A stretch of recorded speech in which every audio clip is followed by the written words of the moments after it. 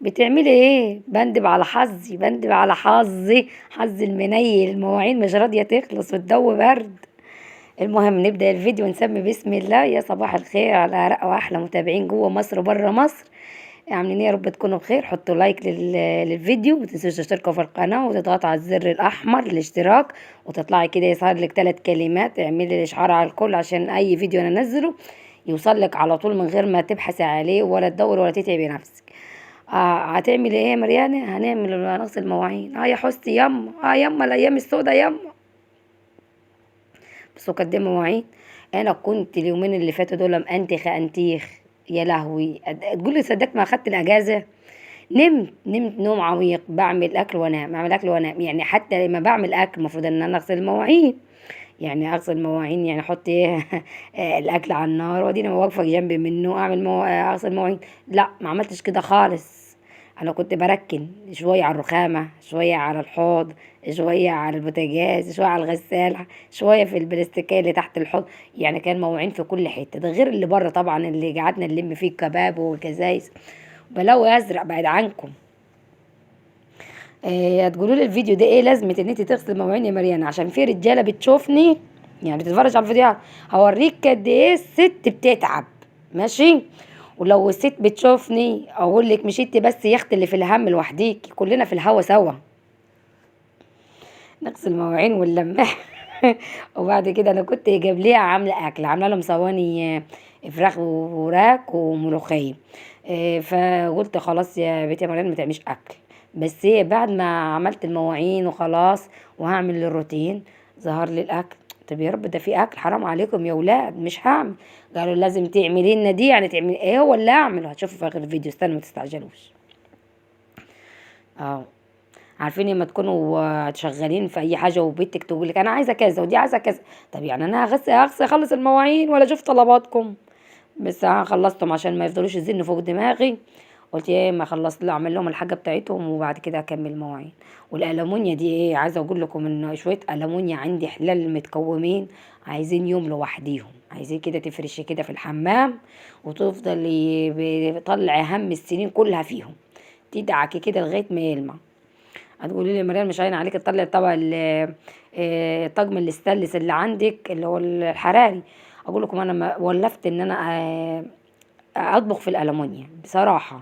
بحب الاكله وفي نفس الوقت بحب ادعك كده واتعب نفسي. عارفين الستات اللي بتحب تتعب نفسها، او انا منهم دول. ادعكي كده وانت انت واقفه تدعكي كده، اسرحي بالسنين اللي عدت، اسرحي بالذكريات الحلوه، اسرحي بايام الابتدائيه وايام الاعداديه وايام الجامعه وايام الثانويه. اسرحي بكل الايام دي، تفتكري السنين كلها، لان ما يبقاش عندك لحظه ان انت تفتكري الايام دي غير انت وبتغسلي مواعين. والله بامانه بامانه.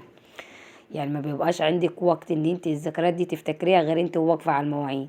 لان احنا بنقف ممكن ساعه ساعتين، فانت واقفه كده ايه، افتكري الايام الحلوه، افتكري الايام الصعبه عشان تحمدي ربنا على الايام اللي انت فيها.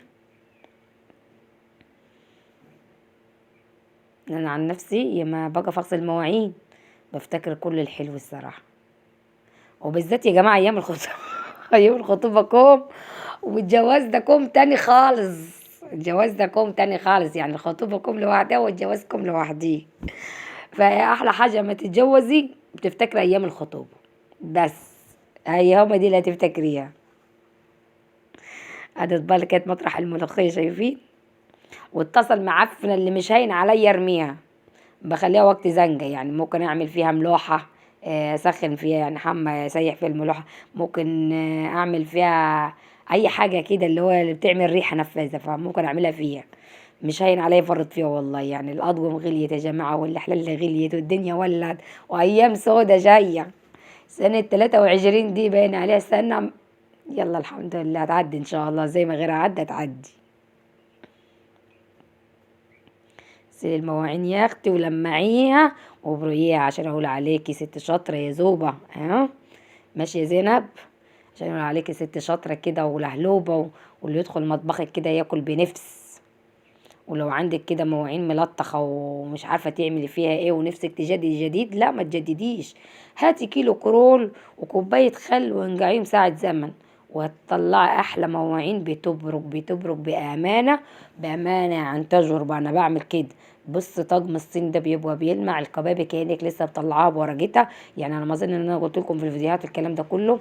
الخل ده قوي جدا وبيدي لمعه للجزاز روعه.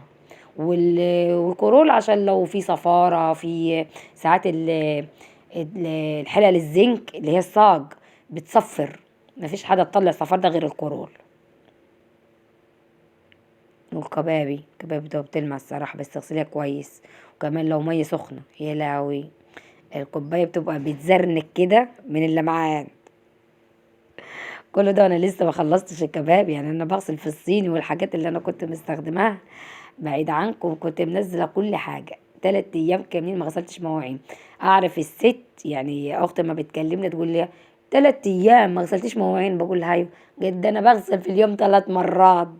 بقول لها لا ربنا معاكي.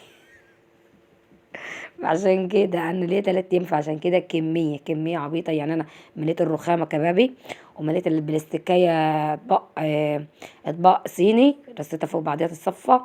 وفرشت، جبت بلاستيكيه تاني حطيت فيها الالومنيا. المسكه الخضراء التانية حطيت فيها الالومنيا اللي انا دعكتها وصبنتها وخليتها بتبرق.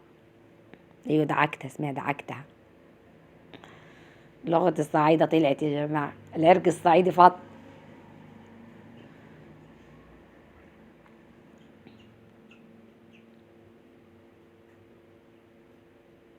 حطوا لايك، حطوا لايك. انا مش شايفاكيش اللي حطيت اللايك، يا رب جوزك ينكد عليكي لو ما حطيتيش لايك. لان اللايك بيرفع الفيديو ويخليه يجيب مشاهدة، ولعل تكونوا سبب في رزق ليا انا وعيالي. ربنا يرزق الجميع يا رب. واللي معاه شغل ينجح فيه ويعلى اكتر واكتر، واللي رزقه قليل يزيد، واللي معهوش ذرية صالحة ربنا يديه، واللي تعبان في حياته ربنا يريحه. يريحه يعني عادي، يرتاح نفسيا ويرتاح ماديا برضه، لان اللي تعبان في حياته الايام دي تعبان ماديا. شفتوا الاسعار وصلت لفين؟ تخيلتوا الاسعار وصلت لفين؟ يا لهوي يا حستي يا اما. ده انا كل ما بنزل عند حد يعني اجيب حاجه اتصادم برجع تاني، يومين وارجع اجيبها الاقيها زادت، برجع تاني وهكذا. احنا مش عارفين الدنيا رايحه على فين، ربنا يستر في الايام اللي جايه. بس انا حاسه ان الازمه دي هتبقى في الشتاء بس، يعني هيطلع الصيف والدنيا هتبقى فل وهترتاح يعني. بس محدش عارف الدنيا رايحه على فين برضه. كل ما تسال حد على الاسعار يقول لك لسه مش عارفين الدنيا رايحه على فين. ربنا يلطف في الايام اللي جايه ويكملها بالستر، اللي ستر اللي فات يستر اللي جاي ان شاء الله. عندي الكبه وعندي التومات، التوم بتاعي. التوم يا جماعه إيه، كل ما بطلع فوق بلاقيه فضي، الهواء بيصفط فيه بيفضل. انا حاطاه على السطوح مع ان الشقه اللي انا حاطه فيها متحوطه، يعني مصبوبه ومتحوطه، يعني في الشمس مش داخله فيه. فلقيته بدأ ينشف، فقلت لا ما بديهاش، انا اعمل ايه؟ بقيت اجشب بالخمس ست دروس واكونهم، واروح نازله ايه عشان افرمهم في الكب واحطهم في برطمانات او نفس الباسكيه اللي هي في دي، واحطهم في الفريزر. لان انا لو قعدت من استنى التوم الجديد يطلع من ما ابص على دول هيكونوا فيديو، فقلت خساره استفاد بيهم. لان التوم ممكن ينزل غالي، لان كل حاجه ديكم شايفينها غاليه. الكيلو البصل عدى ال10 جنيه، امال الكيلو التوم الجديده ينزل بكام؟ فاحنا مش عارفين الدنيا تبقى فيه، فنحاول ان احنا ايه نستفاد من اللي عندنا عشان ما نرموهوش خساره. ايوه ما تستجوش القلب، خليكي شاطره وناصحه ولهلوبه. شاطره وناصحه ولهلوبه التلاته مع بعض. مريم بتقول لكم حطوا لايك. شايفين مريم منوره ازاي في الشاشه؟ عايزه اسالكم على حاجه يا جماعه صحيح. عندي مريم بنتي عندها هالات سودا تحت عينها. قالوا لي اعملي لها تحليل. عملت التحليل البراز طلع يعني نسبة الديدان قليلة، اديتها دواء ديدان برضو الهالات قاعدة تحت عينها بدرجة ما تتخيلوهاش. يعني انا عن نفسي بشوفها بقى كأني بتسأل الكل.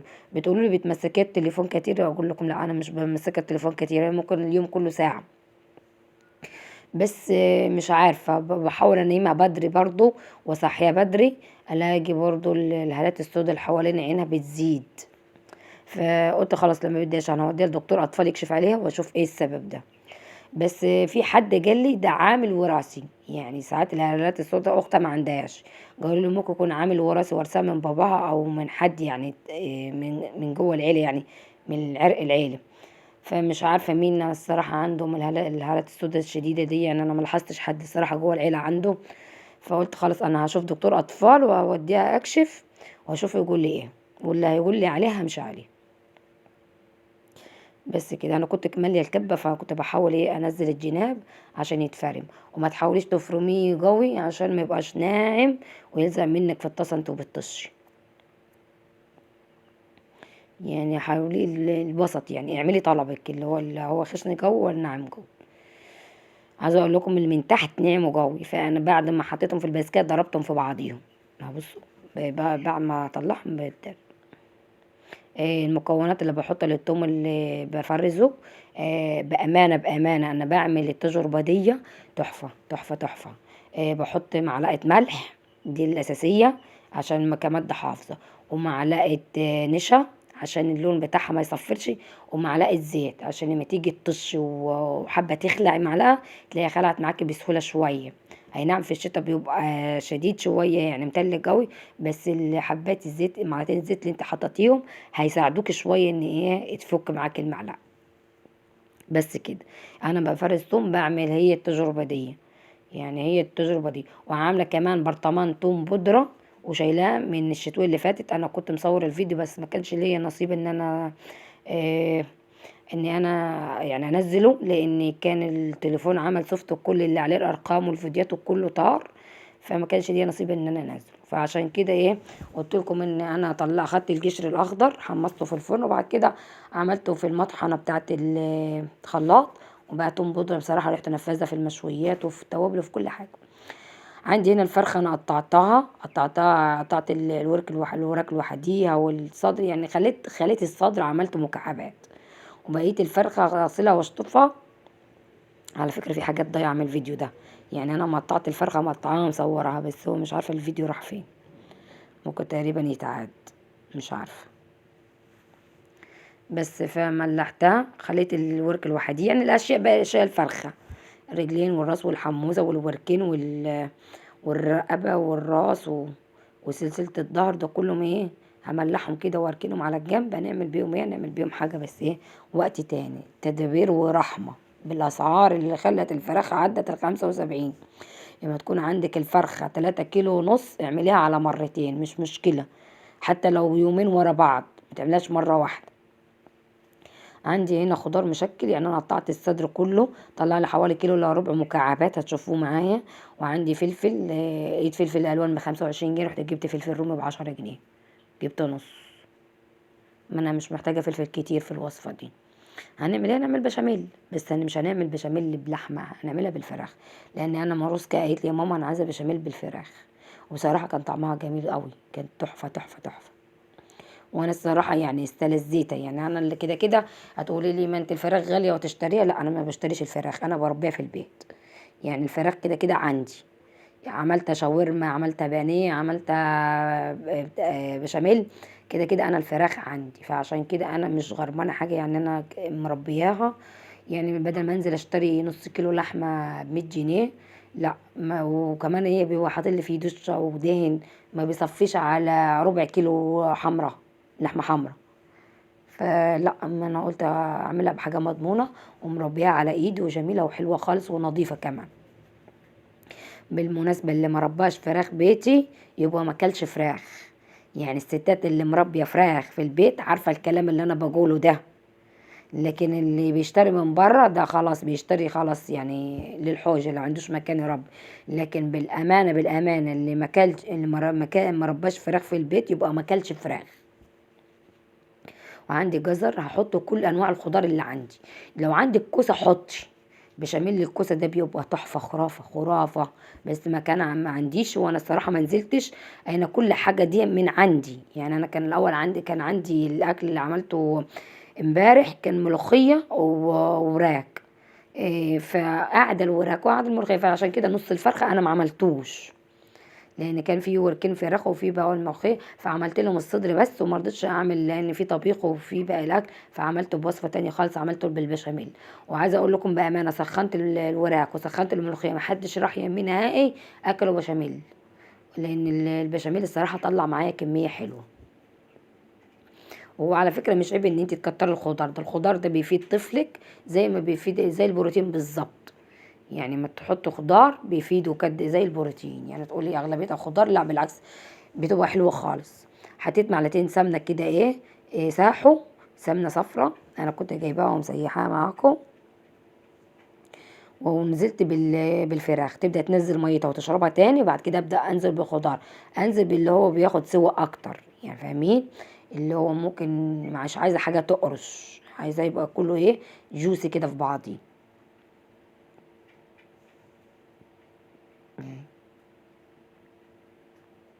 طبعا انتوا بتشوحيه التشويحه دي لازم تحطي عليه روزماري عشان الريحه تطلع.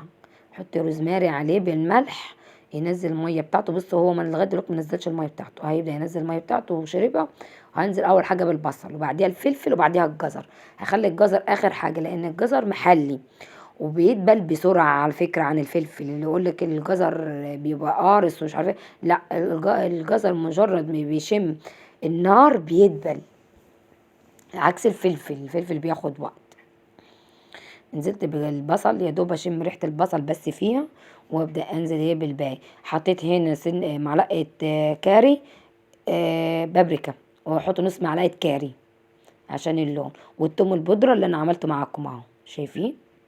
واحط توم طبيعي برضو، بس لسه في الاخر عشان ما تتحرقش، انا عايزه الريحه بتاعتها بس مش اكتر. بصراحة الوصفة دي يعني الحشو ده كان تحفة، كان خرافة خرافة خرافة. وابدا اشوح، يعني شايفين الفرخة طلعت لي الطاسة دي اكبر طاسة في الطقم، يعني اللي كان طقم الله يرحمهم هم اتدمروا. اللي انتوا شفتوه في البرطمان ده توم مفروم، انا فرماه بفلفل وفلفل شطه جنون حمراء وتوم وكمون وحاجات كده عشان الكبده والسجق والمكعبات الفراخ والشاورما والحاجات دي يعني. وانزل بقى آخر حاجه الجزر ممكن ننزل الميه بتاعته، انا مش عايزاه ينزل الميه بتاعته، انا عايزاه زي ما هو يدخل في الفرن ويدبل يدوب دبلان بسيط، لان انا عايزه الفايده بتاعته للعيال مش اكتر، مش عايزه ان هو يبقى خلبطيطه في بعضه. يدوب تشويحه بس وهطفي النار على طول. بصوا اللحمه اتفسخت، على طول استوت. ابدا ارش الملح والفلفل الاسود، ولو عندك توابل حطي، انا ما كانش عندي توابل حطيت غير فلفل اسود بس انا حاطه توم بودره وحاطه توم طبيعي. بس وتمام كده. نبدا نروح على طول نعمل البشاميل بقى، ونحط الميه نسلق المكرونه. انا حاطه 5 معالق سمنه، هحط عليهم 5 معالق دقيق، وفي الاخر اكب الطبق كله شفتوا. وحطيت الميه، حطيت اسلق المكرونه، حطيت الملح، ميه وملح، واحط الزيت بس من الميه ما تغلي، وابدا احمر كده بسرعه بسرعه، وازود اللبن على طول. كان عندي لتر لبن، يعني انا نزلت ماروسكا، انا ما نزلتش اصلا، نزلت ماروسكا جابت لي لتر لبن حطيته كله، هو يدوب كفه يعني. بصراحه انا بحب المعلبات في المعجنات جدا، يعني اللبن اللي بخير وبحبه في المعجنات، بيبقى ليه ريحه كده ونكهه حلوه خالص. وغير كده وكده بيبقى مضمون مش مغشوش، يعني لا عليه ميه ولا فيه بكتيريا، بيبقى مضمون. بصوا عايزه اقول لكم اليوم ده كان حاسه ان الجو حر، بس مش عارفه ان كانت الفرن هتشتغل والبوتاجاز شغال والدنيا. بصوا زي ما هو، انا كنت الاول بطفي وببرد، دلوقتي لا شغال على طول. بصي اهي شغال يونيفرسال. بالمناسبه يا بنات انا عايزه اغير البوتاجاز، بفكر اغيره، بس انا بقول استنى شويه لغايه ما اشوف الاسعار رايحه على فين. وعندي المرقه، التكايه دي هتخلي البشاميل تاكليه كده هو وني، يعني بمجرد ما بيغلي تاكليه.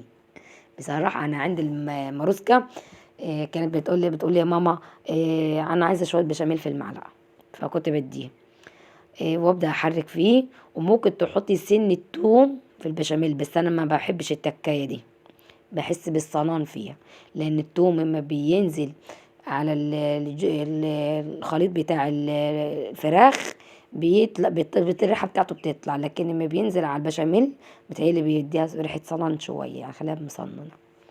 حطيت في قعر الطاجن حبة بشاميل، وننزل بالمكرونة. المكرونة كانت قليلة، كانت عايزة كيس مكرونة كمان. انا حطيت كيس نص كيلو 450 جرام، وكان عندي شوية في كيس كده فرد حطيته، يعني كانوا حوالي كيلو او كيلو الا. وانزل بالخليط بتاعي على العصاج. بصوا، جميلة جميلة جمال يا بنات، اسكتوا اسكتوا يا ولاد، ما اقولكوش.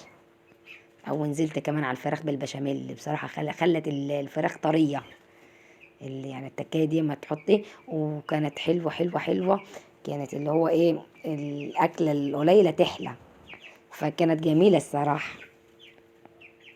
والجبنه انا جايبه جبنه الحمد، بصراحه حلوه خالص، بتدي لون حلو ومطاطه. وفي نفس الوقت غليت. الكيلو بجيب 100 جنيه، انا كنت بجيب الكيلو ب40، بقى ب100. كيلو الجبنه بقى ب100. كان عندي بيضتين حطيتهم على الوش، فما لقيت الطاجن ما كفاش كمية المكرونة والعصاج، قلت ما بديهاش، هحطهم في طاجن صغير وخلاص. وظبطت الطاجن الكبير اللي هو الأساسي بتاعنا، اللي هو ما اتاكلش أصلا غير تاني يوم. إيه واتاكل ده، لأن كان قليل، والقليل بيتباع فيه كانت هي حبة مكرونة بس، عشان العصاج ما كانتش الصينية الطاجن الكبير ما كانش هيشيل العصاج كله والمكرونة كلها، فقلت ما دمرش الدنيا، فخليهم في الطاجن، اصغر طاجن في الطاجن بس كده. دي اللي هي اتاكلت، احنا واقفين كده في المطبخ تحليه، وجيت اسخن لهم قالوا لا خلاص احنا شبعنا مش هناكل تاني. بصراحة البشاميل كان تحفة. جربي تحطي مع مرقتين دجاج او خضار او اي، بس الماجي الصراحة احلى. ماجي بتبقى طعمها حلو بالفراخ، بتخلي طعمها حلو حلو حلو، ومش محتاجة اي توابل تاني. حطينا عن باقي البيض وباقي الجبنة، يعني طاجن والسلام. عارفين طاجن والسلام ده كان احلى طاجن الصراحة. والكبير المتظبط هو اللي قعد. كنت مشغلة الفرن ليا حوالي 10 دقايق على نار عالية 200، قلت احطهم كده، مكملوش ربع ساعة ولعت الشواية خدوا وش وطفيت عليهم، يعني كده كان اخد وش. هنا كان جوزي مكلمني عمال يكلم فيا، وبيقول لي بتعملي ايه؟ قلت له انا عملت البشاميل. فقال لي طب وريني، ففتحت الكاميرا ووريته. هنا مريم مستنيه الطاجن الصغير، هتموت على الطاجن الصغير. العيال قالوا احنا الطاجن الصغير بتاعنا احنا لوحدينا، طلعته له ما اكلوه بألف هنا وشفا، ومطرح ما يسري يملي كده ورم عظمه. ايه مش عارفه اطلع لان السمنه عمال تبكبك من الجناب، مش عارفه بس. طبعا هتشوفوا الكاميرا عكس كده خالص، استنوا شوفوا ما تبرد. انا ما بطلعها يا بنات من فرن البوتاجاز، بغطيها قيمه كده 10 دقايق، عشان هي ما تطرى معايا وادي اقطعها تطلع الخرطه بخرطتها، وفي نفس الوقت الطاجن ده ما بيخليهاش تلزق زي الالومنيوم. فعشان كده انا بغطيها لغايه ما تطرى، يبقى الوش بتاعها طري كده، وممكن يمط معايا. غطيتهم هما الاتنين بالصينيه دي، هي ما فيش 10 دقايق، 10 دقايق بالظبط. بصوا بقت طريه. كانت طرية، وكانت جميلة، كانت حلوة أوي أوي أوي أوي. بألف هنا وشفا للي أكل منها. وما تنسوناش بلايك وشير وسبسكرايب، وحطوا لايك بالله عليكم، لا تحطوا لايك. انا جوزي بيقول لي هو انت بتشحتي اللايكات؟ قلت له ده انا لو قلت احب على ايديهم عشان يحطوا اللايك احب عشان يحطوا اللايك. اهو بصوا، زي ما قلت لكم اتنسف. والطاجن التاني يا دوب حاجه منه، دي كان تاني يوم. حبيت بس اوريكم. اهي. والطاجن التاني كان الحشو بتاعه جميل من جوه وحلو خالص. بصوا فرق اما بتقعد لتاني يوم غير اول يوم الصراحه. هي البشاميل تتاكل في ساعتها. وبكده الفيديو بتاع النهارده يكون خلص، اشوفكم في فيديو جديد، مع السلامه، رق واحلى متابعين في الدنيا.